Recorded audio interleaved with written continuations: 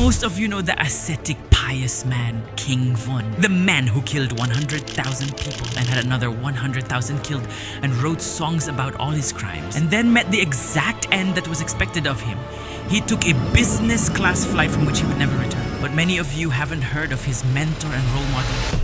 The legend, the leader of the gangs, the role model for all criminals in Uplock, the role model for Kim Von, the role model for change. He's the most famous among them, and his life was going well. But as expected, he lost his way. Let's find out exactly what his story is. Lil Durk was born in Chicago, and like some people born in Chicago, his dad went out to buy him diapers and never came back. I mean, the drugstore's a little far away and all that, but let's not be unfair to Lil Durk's dad. To be honest, he didn't go to another city. His dad was in prison because he was working with a drug trafficking gang led by a guy named Larry Hoover, the founder of Gangs in America. And his dad, Big Durk, the police arrested him with drugs, cocaine, and nearly $8 million from selling crack cocaine. You said that your dad was caught with like $8 million, 6 bricks? Yeah, so I wanted to be just like him. 8 million, shit. That meant he got life in prison. And indeed, he was sentenced to life in prison. After that, he remained a Muslim in prison and became a prominent sheikh and well-known preacher. He changed his name to Abdul Haq and was released in 2019 after 25 years in prison. The thing is, back then, Durk wasn't Lil Durk yet. He was just a normal kid. His biggest concerns were playing with his friends and watching cartoons, but everything I'm saying is a lie. Because Lil Durk had a very difficult childhood due to poverty and his father abandoning him when he was less than 7 months old. His childhood was so hard. And when a person is raised in a bad environment, especially during childhood, their life and way of thinking are different from those who were raised in a stable, structured environment. First of all, the elementary school he started attending was shut down because the students' behavior was so bad.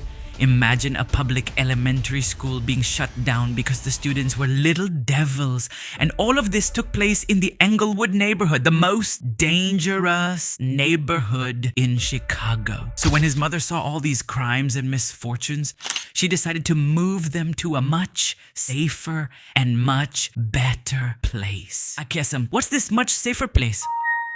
Oblak, the safest neighborhood in all of America. All its reviews are 5 stars. Because the ratings were so high, Google itself deleted them. You can no longer see the reviews, but we can still see the reviews that were posted before they were deleted. One person wrote, "A very safe neighborhood, perfect for kids, the best place to raise your children and let them play outside safely." And another wrote, "God's paradise on earth." And when I asked ChatGPT, it said it's one of the most upscale and safest places in Chicago with the lowest crime rate. Then, as I told you, this neighborhood has produced some very respectable and prominent figures in society. The great Chief Keef, Professor King Von, and Rondo number 9, who the CIA was after because they found a bazooka stolen from the US Army in his possession. Oh my God!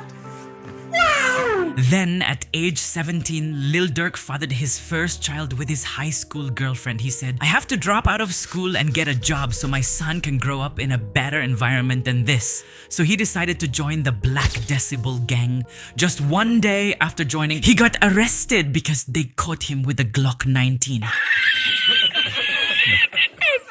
But he got out quickly afterward. 2 years later, he was arrested again because they found a gun on him too.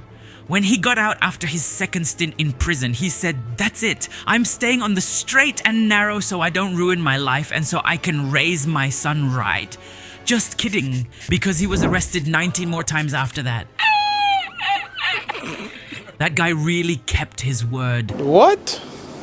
In the same neighborhood, he met his friend King Von, who was 2 years younger, and decided to start teaching him how to steal cars, kill people, and all that simple stuff. To the point where King Von became a much worse criminal than Lil Durk. Around that time, Lil Durk started rapping and became famous in Chicago, though he wasn't very well known across the whole of America. His massive fame came later when Drake got involved. I'm in the trenches, relax. But a few years later, Lil Durk started convincing King Von to rap too, and he began taking him to interviews and introducing him to people, and sure enough, King Von rose to fame quickly and became much more famous than Lil Durk because of the crazy stuff he was saying in his songs, like "I killed someone, then went out to eat at a restaurant." The things he was saying made people think this guy's crazy. There's no way he's being serious. It's gotta be just rap. But no, unfortunately, he was serious about every word. His numbers started going through the roof. He really did surpass his mentor. The point is, Lil Durk says he killed 5 people and King Von killed way more than that. And no one has focused on these crimes because, as we said, the Chicago police don't care. If you kill someone in a poor neighborhood, they don't care that much. That's why it feels like they were living in the lobby in Call of Duty. The police have specific spots where you can kill them. Oblake, Englewoods, all those places. But in upscale neighborhoods like Skokie and places like that, you can't do that stuff. Got it? So, back in 2019, Lil Durk and King Von decided to go to Atlanta to watch the Super Bowl. Anyway, while they were sitting at a restaurant called Farsi, they saw a former colleague from another gang in Chicago. They said, "We're peaceful people." And then they fired 30 shots at him and also stole his gold, his car, and everything else. But this time, the police caught them. Because this time, they weren't in Chicago.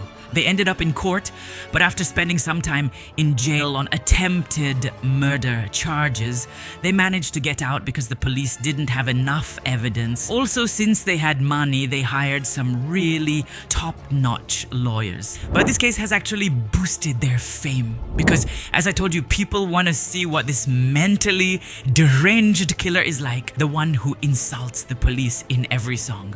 So a large group of people wanted to follow along and hear about these two individuals who got caught up in a major case and managed to get out of it. But that fame didn't last long either, because 1 year after that incident, Lil Durk and King Von returned to Atlanta again, and this time the King Von was killed there, and after he was killed, all his followers started trolling Lil Durk. All his comments turned into insults like, "King Von's friend got killed and you know who did it, but you can't even avenge your best friend, you chicken," and lots of comments like that. Most of these comments are from kids, and I'm sure Lil Durk won't listen to them. He's wise and knows how these things play out. Plus, he has a family and 7 kids, but unfortunately, he's immature and will listen to these comments. So he decided to do the dumb best thing he'd ever done in his life. But before he did anything, and a few months before King Von was killed, Drake released a song called "Laugh Now, Cry Later."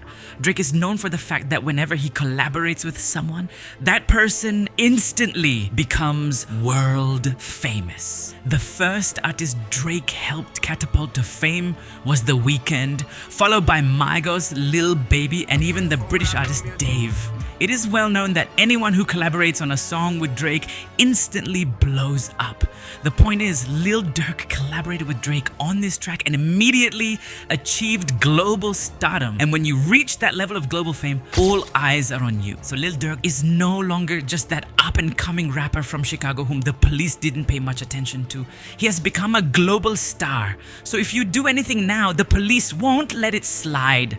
When King Von was killed by someone named Lil Tim, who happens to be a close friend of the rapper, Quando, Rondo, Lil Tim didn't end up going to jail because the judge ruled that it was an act of self-defense. You're probably thinking, surely this guy's mature enough, he's not a child. So these comments don't bother him and he wouldn't do anything stupid just to appease the peanut gallery, right? No! No! As I told you at the start, this guy is perfectly capable of repeating the same mistake like 100 times over. Just like back when he was jailed over 20 times, every time he got out, he'd go right back to doing the exact same thing. Anyway, Lil Durk decided to avenge his friend King Von 2 years after his killing. He began looking for a way to have the rapper Quando Rondo killed. Durk decided to reach out to his friends and put up $1 million bounty for anyone who killed Quando Rondo. At the same time, He arranged a private jet, car rentals, and handguns for 5 individuals from O Block so they could travel to Los Angeles on a business trip. So the 5-person team traveled from Chicago to Los Angeles on a private jet for a work trip. Throughout the journey, Lil Durk kept telling them not to contact him and constantly warned them to stay off their phones. But the one admittedly minor problem was that he was telling them all this over the phone. The level of stupidity was just unreal.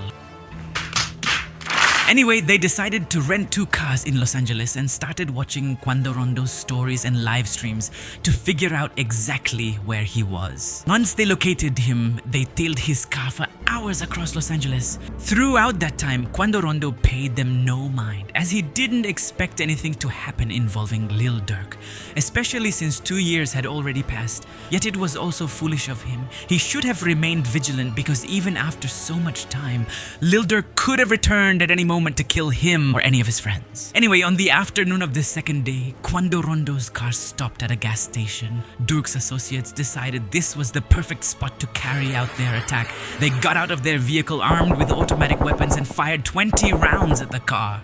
However, the person who was killed was Lul Pab, Quando Rondo's cousin.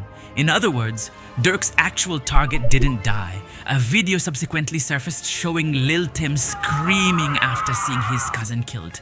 Since the Los Angeles Police Department, unlike the Chicago police, is capable of tracking suspects down no matter where they hide. And because the crime took place in a public area, they immediately launched an investigation. At that moment, Lil Durk immediately began to celebrate. He quickly sampled the audio of Quando Rondo and Lil Tim shouting, incorporating it into a song. He continued celebrating, posting updates and stories to express his joy over the revenge he had exacted. However, his joy was short-lived. For on October 23rd, 2024, all 5 individuals who carried out the crime were arrested in Chicago. Realizing he was about to be arrested alongside them, Lil Durk came up with a brilliant plan. He booked flights to Paris, Switzerland, and Dubai, all departing from Miami Airport on October 24th at the exact same time. Nice. And at the same time, however, he booked a private jet to take him to Italy. He thought he would fool the police, But he was arrested.